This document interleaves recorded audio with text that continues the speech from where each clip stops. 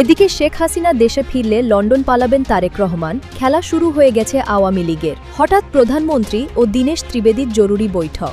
শেখ হাসিনা যেদিন আসবে তার আগের দিন অথবা সেদিন এই তারেক রহমান বাংলাদেশ ছেড়ে লন্ডনে চলে যাবে এবং এই জামায়াত ইসলামী যে আমির রয়েছেন শফিকুর রহমান সাহেব, উনি চলে যাবেন হলো অস্ট্রেলিয়াতে।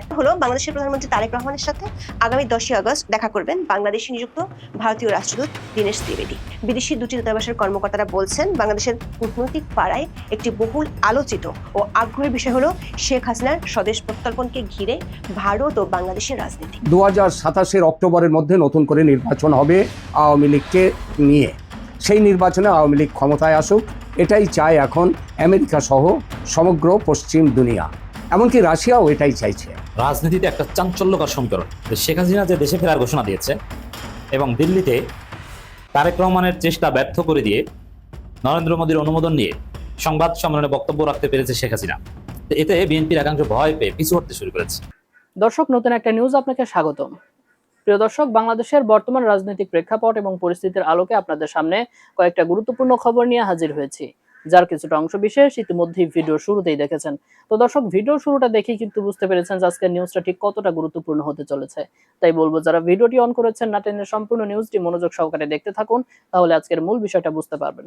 তো দর্শক, আর কথা না বাড়িয়ে চলুন দেখে আসবো আজকে সেই কাঙ্ক্ষিত ভিডিওগুলো। তবে তার আগে বলবো, যারা এখনো চ্যানেলটি সাবস্ক্রাইব করেননি অবশ্যই চ্যানেলটি সাবস্ক্রাইব করে পাশে থাকা বেল আইকনটি ক্লিক করে দিন। আর যারা ইতিমধ্যেই চ্যানেলটি সাবস্ক্রাইব করে রেখেছেন তাদেরকে অসংখ্য ধন্যবাদ। তো চলুন দর্শক, ভিডিওটিতে একটি লাইক দিয়ে আমরা ধারাবাহিকভাবে সবগুলো ভিডিওর আলোচনা দেখে আসি। আজকের ভিডিওতে আপনাদেরকে আমি এক্সপ্লেইন করবো, কোনোদিন যদি আওয়ামী লীগ ক্ষমতায় আসে, তার মানে শেখ হাসিনা যদি বাংলাদেশের মাটিতে পাড়া দেয়, তাহলে প্রথম 6 মাসে কি কি ঘটবে। প্রথম 6 মাসে কি কি ঘটবে? প্রথম যে ঘটনাটা ঘটবে, যেদিন শেখ হাসিনা বাংলাদেশের মাটিতে পাড়া দেবে, সেদিন ঢাকা শহরে, প্রথম কারণ এটা লিখে রাখে, ঢাকা শহরে কমসে কম 10 লক্ষ আওয়ামী লীগের নেতা কর্মী আসবে। এই যে ঢাকা ইন্টারন্যাশনাল এয়ারপোর্ট রয়েছে, বুঝছেন, তার আশেপাশে পুরো এলাকা ডেডলক হয়ে যাবে, পুরো ঢাকা শহর ডেডলক হয়ে যাবে। নাম্বার 2, শেখ হাসিনা যেদিন আসবে তার আগের দিন অথবা সেদিন এই তারেক রহমান বাংলাদেশ ছেড়ে লন্ডনে চলে যাবে এবং এই জামায়াত ইসলামী যে আমির রয়েছেন শফিকুর রহমান সাহেব, উনি চলে যাবেন হলো অস্ট্রেলিয়াতে। নাম্বার 3, এবার আসেন হলো ডক্টর মোহাম্মদ ইউনূসের প্রসঙ্গে। ডক্টর মোহাম্মদ ইউনূস ফেরার হয়ে যাবেন, উনি ফ্রান্সে রাজনৈতিক আশ্রয়ে, উনি যদি পাসপোর্ট থাকে, আমি জানি না আপনার পাসপোর্ট আছে কিনা, উনি রাজনৈতিক আশ্রয় হোক বা রেসিডেন্স স্ট্যাটাসে যাই হোক কেন, উনি ফ্রান্সে পালিয়ে যাবেন এবং ওনার মৃত্যু এই ফ্রান্সের মাটিতে ঘটবে। ওনার ডেড বডি বাংলাদেশে আনার জন্য অনেক আন্দোলন হবে, কিন্তু শেখ হাসিনা সরকার তার ডেড বডি বাংলাদেশে আনার পারমিশন দেবে না। আর যেহেতু তার ডেড বডি আনারই পারমিশন বাংলাদেশে সে পাবে না, তো যে কারণে বাংলাদেশের মাটিতে ডক্টর মোহাম্মদ ইউনূসের দাফন কাফন হবে না। নাম্বার 4, এই যে গ্রামীণ ব্যাংকের যতগুলি হেড অফিস আবিজাবি যা কিছু আছে, বুঝছেন, গ্রামীণ ব্যাংকের হেড অফিস, শাখা প্রশাখা যা কিছু আছে, এগুলো সব চলে যাবে হলো ছাত্রলীগের দখলে। গ্রামীণ ব্যাংকের হেড অফিস হবে হলো ছাত্রলীগের হেড অফিস, আর গ্রামীণ ব্যাংকের যত শাখা প্রশাখা আছে একটা ইটও থাকবে না, যেগুলো হবে হলো ছাত্রলীগের সব শাখা প্রশাখা। নাম্বার 5, ছাত্রলীগ বর্তমানে আগে যে অবস্থা আপনারা দেখছেন, ছাত্রলীগ এই 3 গুণ ভয়ঙ্কর হয়ে যাবে। ছাত্রলীগ কি হবে? এর চেয়ে আরো 3 গুণ ভয়ঙ্কর হয়ে যাবে, যেটা এর আগে আপনারা দেখেছেন। বাংলাদেশ থেকে ছাত্রদল এবং শিবির এই দুইটা উধাও হয়ে যাবে রাতারাতি এবং মুহূর্তের মধ্যে। এবার আসেন নাম্বার 6, এই যে জুলাই মাসে 2024 সালের জুলাই মাসে যে থানাগুলো পুরানো হয়েছে, যত পুলিশ মারা গেছে, 400-র উপর পুলিশ মারা গেছে, এই কেসগুলো রিওপেন করা হবে এবং এই কেসের উপর বেস করে কমসে কম 10,000 লোকে ফাঁসিতে ঝুলানো হবে। তারপরে নাম্বার 7 নম্বর ঘটনা যেটা ঘটাবে, সেটা হলো এই যে বিএনপির আছে, জামায়াত আছে, প্লাস এনসিপি নামক যে দলটা আছে, বুঝছেন, প্রত্যেকে যত নেতা কর্মী যারা আছে, বুঝছেন, প্রত্যেকের উপর কমসে কম 10,000 গায়েবী মামলা দায়ের করা হবে, 10,000 গায়েবী মামলা দায়ের করা হবে। আর নাম্বার 8 নম্বর পয়েন্টে যেটা ঘটবে, সেটা হলো রাষ্ট্রদ্রোহ মামলায় এবং রাষ্ট্রের বিরুদ্ধে ষড়যন্ত্র করার অপরাধে এই এনসিপি বলেন, জামায়াত বলেন, বিএনপি বলেন, কমসে কম 1000 লোকের ফাঁসি কার্যকর করা হবে প্রথম 6 মাসে রাষ্ট্রের বিরুদ্ধে গিয়ে রাষ্ট্রদ্রোহ অন্যায় করার অপরাধে। 9 নম্বর যে ঘটনা ঘটবে, বাংলাদেশের বর্তমানে যে পুলিশের যে অবস্থা আপনারা দেখতেছেন, সেই বাংলাদেশের পুলিশ ভয়ঙ্কর রকম ডেসপারেট হয়ে যাবে, বুঝছেন, এবং জিরো টলারেন্সে চলে যাবে। আর বাংলাদেশের যে র্যাব আছে, এটাকে ভেঙে দেওয়া হবে, এই র্যাব ভাঙ্গা দিয়ে ডেল্টা ফোর্সের মতো বা এর চেয়ে কোনো ভয়ঙ্কর ফোর্স বাংলাদেশে তৈরি করা হবে বাংলাদেশের আইন শৃঙ্খলা নিয়ন্ত্রণ করার জন্য। এবং আপনারা দেখবেন মুহূর্তের মধ্যে বাংলাদেশের আনাচে কানাচে ঢাকা শহর সহ যে কোনো জায়গাতে যত আন্দোলন যা কিছু আপনারা দেখছেন সবকিছু উধাও হয়ে যাবে, বুঝছেন, বাংলাদেশে কোনো আন্দোলন থাকবে না। বাংলাদেশের যত ইনফ্লুয়েন্সার আছে, বুঝছেন, যারা কিনা বিদেশের মাটিতে বসে ভিডিও করে এবং বাংলাদেশকে অশান্ত করার চেষ্টা করে, প্রত্যেকের অ্যাকাউন্ট ব্লক করে দেওয়া হবে, প্রত্যেকের অ্যাকাউন্ট ব্লক করা হয়ে যাবে এবং বাংলাদেশের 18 কোটি মানুষ অন্তত বাংলাদেশের মাটিতে তাদের ভিডিও আর কোনোদিন দেখতে পারবে না। যে ভুলগুলো শেখ হাসিনা করছিল, এখন এগুলো এক এক করে তারা কারেকশন করবে। শেখ হাসিনা যে আওয়ামী লীগ দলটা আছে, এখন হয়ে যাবে পুরো এক না একতন্ত্র, 100% এক না একতন্ত্র, ফেসিস্ট আর ডিক্টেটর কাকে বলেন আপনারা। এর আগে তো আওয়ামী লীগকে আপনারা ফেসিস্ট বলছিলেন না, তখন তো 50-50 ছিল ফেসিস্ট। এখন আওয়ামী লীগ হবে কি 100% ফেসিস্ট এবং মানবাধিকার চরমভাবে লঙ্ঘিত হবে। মানবাধিকার চরমভাবে লঙ্ঘিত হবে এবং আওয়ামী লীগের বিরুদ্ধে টুর শব্দ করার জন্য ঢাকার রাজপথে কোনো একটা রাজনৈতিক দল বা কর্মী কোনো লোক আপনার পাবেন না, কারণ যেহেতু পুলিশ জিরো টলারেন্সে চলে যাবে এবং দেখা মাত্র কি করবে, দেখা মাত্র পিটনে এক্সট্রা জুডিশিয়াল কিলিং। তো শেষে যে পয়েন্ট আমি আপনাদেরকে বলবো সেটা হলো এনসিপি কে নিয়ে। শেষে যে পয়েন্টটা বলবো সেটা হলো এনসিপি কে নিয়ে। এনসিপি যে দলটা আছে সেটা বিলুপ্ত হয়ে যাবে প্রথম 6 মাসে, এটা বিলুপ্ত হয়ে যাবে। আর এনসিপি বিলুপ্ত হওয়ার পর এই যে ইসে যে আছে হাসনাত আব্দুল আছে, নাসিরউদ্দিন পাটোয়ারি আছে, এরা সব আরো কয়েকজন, এদেরকে শেখ হাসিনা মওকুফ করে দেবে, মাফ করে দেবে। সিরিয়াস ভাই, এনসিপি বিলুপ্ত হবে কিন্তু এদের কয়েকজনকে মাফ করে দেবে। এখন কি কারণে শেখ হাসিনা এদেরকে মাফ করে দিবে এবং এর পিছনের কাহিনী কি, পরবর্তী রাজনৈতিক প্রেক্ষাপট কি হবে, এর উপর যদি ভিডিও দেখতে চান আমি এটা পার্ট 2 করে আমি আপনাদেরকে দেখাবো। কোনোভাবে যদি আওয়ামী লীগ বাংলাদেশের মাটিতে আবার পুনর্বাসিত হয় বা ফিরে আসে বা শেখ হাসিনা বাংলাদেশের মাটিতে পাড়াতে, এক্স্যাক্টলি আমি যা যা বললাম এগুলি ঘটবো, জবান দিয়ে বললাম, লিখে রাখেন। দর্শক, বলছিলাম সুনামগঞ্জের বিএনপি দলীয় এমপির কথা। তিনি আজকে যে মন্তব্য করেছেন সেটাতে যে কারো চক্ষু চড়ক গাছ হতে পারে। তিনি বলছেন, যেটা ইন্ডিপেন্ডেন্ট টেলিভিশনের এই শিরোনামটা দেখলেই বুঝতে পারবেন, তিনি বলছেন আওয়ামী লীগ আমাদের শত্রু নয়, মিত্র। এমপি নাসির, বিএনপির মিত্র কি আওয়ামী লীগ? মানে আমার কেন যেন মানে বুঝে আসছে না যে তিনি কেন কোন প্রেক্ষাপটে এই মন্তব্যটা করলেন। চলুন একটু ভেতরে ঢুকি। সুনামগঞ্জ 2 আসনের সংসদ সদস্য নাসির উদ্দিন চৌধুরী, তিনি আওয়ামী লীগ আমাদের শত্রু নয়, আমাদের মিত্র তারা, আমরা তাদেরকে নিয়ে একসঙ্গে যুদ্ধ করেছি, অচিরেই আওয়ামী লীগ বিএনপির সঙ্গে মিশে যাবে। অচিরেই আওয়ামী লীগ বিএনপির সঙ্গে মিশে যাবে মানে ব্যাপারটা কি এরকম যে আওয়ামী লীগ তারা দল হিসেবে তাদের দলকে বাতিল করে দেবে এবং আওয়ামী লীগের দল মানে কি বলবো যে চিরতরে বন্ধ হয়ে যাবে এবং আওয়ামী লীগ বিএনপির সঙ্গে মিশে যাবে, সবাই বিএনপিতে যোগ দেবে? ব্যাপারটা কি এটা? নাকি বিএনপি আওয়ামী লীগ একেবারে পাশাপাশি কাঁধে কাঁধ মিলিয়ে সামনের দিকে এগোবে, যেমন কাঁধে কাঁধ মিলিয়ে মুক্তিযুদ্ধ করেছিল তারা? মুক্তিযুদ্ধের সময় কি বিএনপি ছিল? যাই হোক, তিনি কি বলছেন একটু বোঝার চেষ্টা করি। আজকে দুপুরে দিরাই পৌর শহরের থানা পয়েন্টে উপজেলা বিএনপি আয়োজিত জুলাই স্মরণ সমাবেশে প্রধান অতিথির বক্তব্য দিচ্ছিলেন তিনি, সেখানেই তিনি এ ধরনের মন্তব্য করেন। তিনি আরও বলছেন, আমার কোনো ভাই নেই, আমি একা, আমার বাসা কেড়ে নেওয়া হয়েছে, এখন তারা আমার বিরুদ্ধে অপপ্রচার চালাচ্ছে, ওরা চোর, তাদেরকে চুরি করার সুযোগ না দেওয়ায় তারা বলে আমি নাকি লাখ লাখ টাকা লুটপাট করে খাচ্ছি। যারা এমন কথা বলে তাদের উদ্দেশ্যে বলি, উপজেলায় গিয়ে ইউনো সাহেবকে জিজ্ঞাসা করেন এ পর্যন্ত কত টাকা বাজেট এসেছে, আমি যতদিন জীবিত আছি কাউকে দুর্নীতি করার সুযোগ দেব না। এই বক্তব্য দিয়েছেন, মানে নিজের সম্পর্কেও বক্তব্য দিয়েছেন এবং বলছেন যে আওয়ামী লীগ বিএনপি একসঙ্গে যুদ্ধ করেছি আমরা, আওয়ামী লীগ আমাদের শত্রু নয়, মিত্র, এবং অচিরেই আওয়ামী লীগ বিএনপির সঙ্গে মিশে যাবে। এই আওয়ামী লীগ বিএনপির সঙ্গে মিশে যাবে এইটুকুর অর্থ আমি বুঝিনি। তিনি কি মানে আওয়ামী লীগ দল হিসেবে ভ্যানিশ হয়ে যাবে, আওয়ামী লীগের সবাই বিএনপিতে যোগ দেবে এটা বোঝাচ্ছেন, নাকি দুই দল একসঙ্গে কাঁধে কাঁধ মিলিয়ে সামনে এগোবে এটা বোঝাচ্ছেন?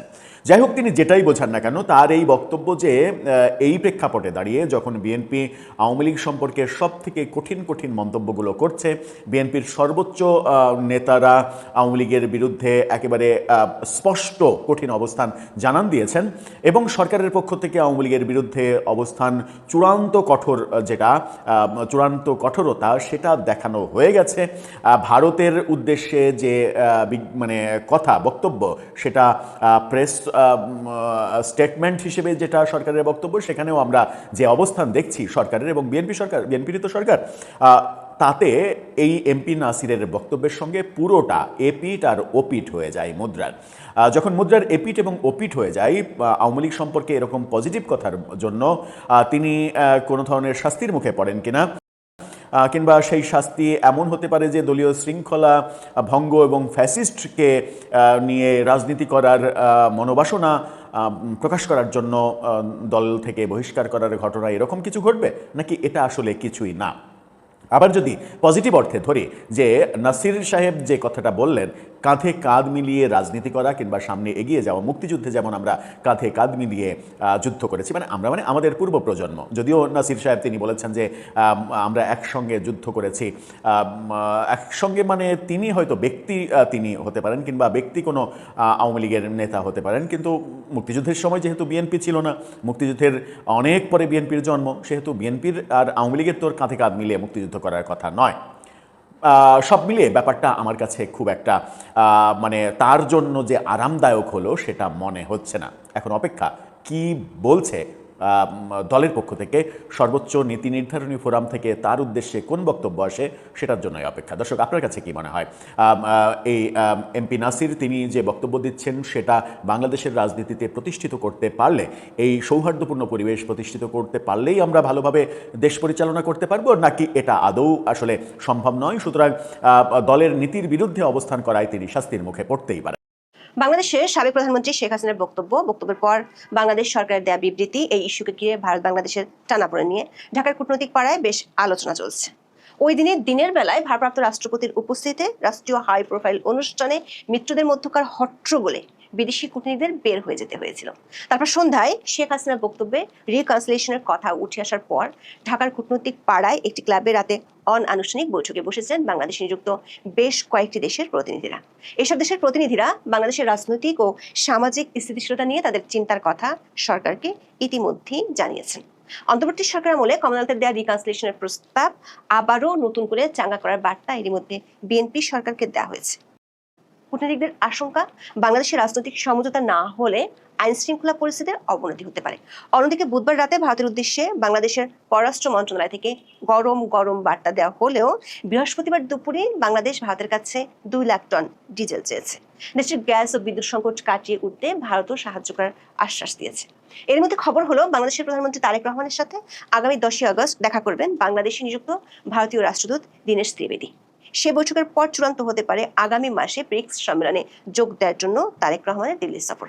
আর তারেক রহমান যদি দিল্লি যান, তাহলে সেখানে ভারতের প্রধানমন্ত্রী নরেন্দ্র মোদীর সাথে বৈঠকের সম্ভাবনা রয়েছে, যে বৈঠকে গঙ্গার পানি বন্টন চুক্তি থেকে শেখ হাসিনার স্বদেশ প্রত্যর্পণ ইস্যুর মতো দুই দেশের মধ্যে বিদ্যমান জটিল হিসেব নিকেশের ইস্যুগুলোর মোড় অনেকখানি ঘুরে যেতে পারে।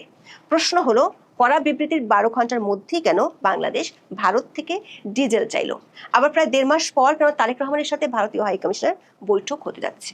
শেষ পর্যন্ত কি তারেক রহমান সেপ্টেম্বরে দিল্লিতে যাচ্ছেন? ভারত বাংলাদেশ সম্পর্কের অবনতি হচ্ছে কিনা তা নিয়ে আলোচনার মধ্যে নতুন খবর হলো, বাংলাদেশ কাঁচামরিচের পর ভারতের কাছে ডিজেল চেয়েছে। আরেকটি খবর হলো, বাংলাদেশে নিযুক্ত ভারতীয় হাই কমিশনার দীনেশ ত্রিবেদী প্রধানমন্ত্রী তারেক রহমানের সাথে বৈঠক করবেন। বাংলাদেশে গত 3 সপ্তাহ ধরে চলছে তীব্র গ্যাস ও বিদ্যুৎ সংকট। এই মোকাবেলায় পাইপলাইনের মাধ্যমে ভারতের কাছে আরো বেশি ডিজেল চেয়েছে বাংলাদেশ। বৃহস্পতিবার 6 আগস্ট সচিবালয়ে বাংলাদেশে নিযুক্ত ভারতীয় হাই কমিশনার দীনেশ ত্রিবেদীর সঙ্গে বৈঠক করেন বাংলাদেশের বিদ্যুৎ ও জ্বালানি মন্ত্রী ইকবাল হাসান মাহমুদ টুকু। বৈঠক শেষে বিদ্যুৎ ও জ্বালানি মন্ত্রী সাংবাদিকদের বলেন, দুই দেশের মধ্যে যে ডিজেল পাইপলাইন রয়েছে সেখানে আগের চেয়ে বেশি ডিজেল সরবরাহ করতে ভারতকে অনুরোধ জানানো হয়েছে। মন্ত্রণালয়ের একটি সূত্র বলছে, বাংলাদেশ সরকার চায় দেশটির জ্বালানি সংকট কাটিয়ে উঠতে ভারত বছরে 2 লাখ টন ডিজেল সরবরাহ করুক। এছাড়া বাংলাদেশ জ্বালানি খাতের 25টি ক্ষেত্রে ভারতের সহায়তা চেয়েছে। জ্বালানি মন্ত্রণালয়ের সূত্রগুলো বলছে, ইউনূসের অন্তর্বর্তী সরকার আমলে মুখে মুখে ভারত বিরোধিতার কথা বললেও জ্বালানি ও খাদ্য সংকট মোকাবেলায় ভারতের প্রতিনিধিদের সাথে নিয়মিত বৈঠক হতো। 2025 সালের জানুয়ারিতে বাংলাদেশের অভ্যন্তরে চরম ভারত বিরোধিতার রাজনীতি চলতে থাকলেও সে সময় ইউনূস সরকারের সিদ্ধান্তে ভারতের নুমালিগড় রিফাইনারি লিমিটেড থেকে 1,30,000 মেট্রিক টন ডিজেল আমদানির সিদ্ধান্ত নিয়েছিল বাংলাদেশ পেট্রোলিয়াম কর্পোরেশন বা সিপিসি। 2016 সালের জানুয়ারি থেকে বাংলাদেশ এভাবে ভারত থেকে ডিজেল আমদানি করে আসছে। এছাড়া অভ্যন্তরীণ চাহিদা মেটাতে ভারত থেকে 50,000 টন অবাসমতি সিদ্ধ চাল আমদানি করেছিল বাংলাদেশের বিগত অন্তর্বর্তীকালীন সরকার। বিএনপি সরকার ক্ষমতা আসার পর ইরান, মার্কিন ও ইসরায়েল সংঘাতের কারণে বিশ্বব্যাপী জ্বালানি সংকট দেখা দেওয়ার পর গত মার্চ থেকে এপ্রিলের মধ্যে কয়েক দফায় ভারত থেকে প্রায় 30,000 মেট্রিক টন ডিজেল বাংলাদেশে আসে। সূত্রগুলো বলছে, দীনেশ ত্রিবেদী বাংলাদেশের বিদ্যুৎ মন্ত্রীর সাথে বৈঠকে ডিজেল পাঠানোর ব্যাপারে গ্রিন সিগন্যাল দিয়েছেন। কয়েকদিন আগে বাংলাদেশে কাঁচামরিচের দাম কেজিতে 400 টাকা পর্যন্ত গিয়ে ঠেকেছিল। তখন ভারত থেকে তৎক্ষণাৎ কাঁচামরিচ আমদানি করে পরিস্থিতি সামাল দিয়েছিল বাংলাদেশের সরকার। ভারতীয় সংবাদ মাধ্যমে নর্থ ইস্ট নিউজের খবরে বলা হয়েছে, দীনেশ ত্রিবেদী 10 আগস্ট প্রধানমন্ত্রী তারেক রহমানের সাথে দেখা করবেন। গত 25 জুন বাংলাদেশের হাই কমিশনার হিসেবে আনুষ্ঠানিকভাবে দায়িত্ব নিয়েছেন দীনেশ ত্রিবেদী। এরপর বাংলাদেশের প্রধানমন্ত্রীর সাথে দীনেশ ত্রিবেদীর এটাই হবে প্রথম বৈঠক। দিল্লিতে আগামী 12 থেকে 13 সেপ্টেম্বর অনুষ্ঠেয় ব্রিক্স সম্মেলনে অংশগ্রহণের জন্য বাংলাদেশের প্রধানমন্ত্রী তারেক রহমানকে আমন্ত্রণ জানিয়েছিলেন ভারতের প্রধানমন্ত্রী নরেন্দ্র মোদী। সূত্রগুলো বলছে, তারেক রহমানের সাথে দীনেশ ত্রিবেদীর বৈঠকে তারেক রহমানের ভারত সফর নিয়ে আলোচনা হতে পারে। বাংলাদেশ সরকারের শীর্ষ মহল ভারতের সাথে বিদ্যমান সংকটপূর্ণ ইস্যুগুলো নিয়ে আলোচনার জন্য এই সফরে যাওয়ার কথা ভাবছে। আগামী ডিসেম্বরে মেয়াদ উত্তীর্ণ হয়ে যাবে গঙ্গা পানি বন্টন চুক্তি। তার আগে অক্টোবরের মধ্যে ভারতের সাথে এ বিষয়ে বোঝাপড়া চূড়ান্ত করতে হবে। তাছাড়া তিস্তা পানি বন্টন নিয়েও আলোচনা করতে চায় বাংলাদেশ সরকার। সবচেয়ে গুরুত্বপূর্ণ হলো শেখ হাসিনার দেশে ফেরার ঘোষণা এবং তার স্বদেশ প্রত্যর্পণ ইস্যুটি। একাধিক সূত্র বলছে এসব ইস্যু নিয়ে সচিব বা মন্ত্রী পর্যায়ের বৈঠকে সমাধানে পৌঁছানো প্রায় অসম্ভব। এগুলো নিয়ে দেশ দুটির শীর্ষ ব্যক্তির 1-to-1 বৈঠক লাগবে, যেটি হতে পারে ব্রিক্সের সম্মেলনে সাইডলাইন বৈঠকে। বাংলাদেশ সরকারের শীর্ষ মহলের একটি সূত্র বলছে বাংলাদেশের সাবেক প্রধানমন্ত্রী শেখ হাসিনার ইস্যুটি নিয়ে সমঝোতা না হলে দেশ দুটির মধ্যে তিক্ততা বাড়ার আশঙ্কা রয়েছে। এমনকি বিগত অন্তর্বর্তী সরকারের আমলেও সরকারের শীর্ষ কিছু ব্যক্তি প্রকাশ্যে ভারত বিরোধিতার কথা বললেও মোহাম্মদ ইউনূস নিজেই চাইতেন সমঝোতায় পৌঁছাতে। গত 5ই আগস্ট বাংলাদেশের দৈনিক প্রথম আলোতে সাবেক পররাষ্ট্র উপদেষ্টা তৌহিদ হোসেনের একটি সাক্ষাৎকার প্রকাশিত হয়। সাক্ষাৎকারটিতে এক প্রশ্নের জবাবে তৌহিদ হোসেন জানিয়েছেন, ইউনূস সরকারের একটা অগ্রাধিকার ছিল ভারতের সঙ্গে সম্পর্কটা যাতে ভালো করা যায়। প্রথম দিকে সেজন্য বেশ চেষ্টাও করা হয়েছিল। তৌহিদ হোসেন প্রথম আলোকে বলেছেন, মোহাম্মদ ইউনূস একবার তাকে এমনও বলেছিলেন তিনি যেন কোথাও যাওয়ার পথে একবার দিল্লি ঘুরে আসেন। রাজনীতির মাঠে কিংবা প্রকাশ্যে যতই বিরোধিতার কথা বলা হোক না কেন, বাণিজ্য, পানি, সীমান্ত, আঞ্চলিক নিরাপত্তা সহ অনেক ইস্যুতে দেশ দুটির মধ্যে কূটনৈতিক ভালো সম্পর্ক থাকুক, এটি দুই দেশের সরকারই চায়। সেক্ষেত্রে হাই প্রোফাইল ইস্যুগুলো নিয়ে দেশ দুটির সর্বোচ্চ পর্যায়ের বৈঠক না হলে যে সমাধানের রাস্তা বের হবে না, সেটি এরই মধ্যে গত 2 বছরে পরিষ্কার হয়ে উঠেছে। এদিকে জুলাই আন্দোলনের 2 বছর পূর্তি উপলক্ষে রাজধানী সহ বাংলাদেশের অনেক জায়গায় সরকারি ও বেসরকারিভাবে অনেকগুলো অনুষ্ঠান ছিল। এর মধ্যে একাধিক অনুষ্ঠানে হট্টগোল, বাগবিতণ্ডা, হাতাহাতি ও হামলার অভিযোগ সামনে এসেছে। একই দিনে ঢাকা, শরীয়তপুর, নারায়ণগঞ্জ ও কুড়িগ্রাম সহ আরো কয়েকটি জেলায় সংঘাত ও হামলার অভিযোগ ওঠে। এর মধ্যে সবচেয়ে বিব্রতকর পরিস্থিতি তৈরি হয় বুধবার 5ই আগস্ট ঢাকায় মুক্তিযুদ্ধ বিষয়ক মন্ত্রণালয়ের সংবর্ধনা অনুষ্ঠানকে কেন্দ্র করে হট্টগোলের ঘটনাকে ঘিরে। চীন মৈত্রী সম্মেলন কেন্দ্রে আয়োজিত সংবর্ধনা অনুষ্ঠানে প্রদর্শিত একটি তথ্যচিত্র ঘিরে বিশৃঙ্খলা সৃষ্টি হয়।